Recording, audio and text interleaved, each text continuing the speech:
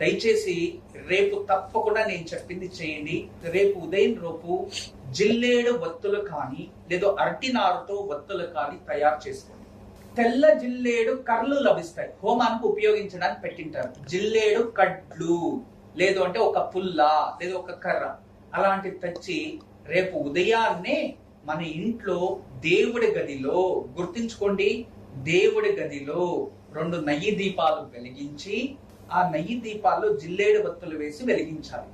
వెలిగించిన తర్వాత మన చేతిలో ఏదైతే కర్ర ఉంటుందో దానికి ఒక కాటన్ లేదు బట్ట చుట్టి నూనెలో అద్ది దాని కర్పూరం రాసి దానికి మండేలా చేసి ఇంటికి ద్వారానికి 3 సార్లు కుడివైపు ఎడం వైపు 3 సార్లు దృష్టి తీయాలి. అలా దృష్టి తీసి ఇంటి బయట పెట్టేయాలి. అది బాగా కాలిపోయిన తర్వాత దానిపై కొన్ని నీళ్లు పోసేయాలి. తర్వాత దాంట్లో వచ్చే మసిని మన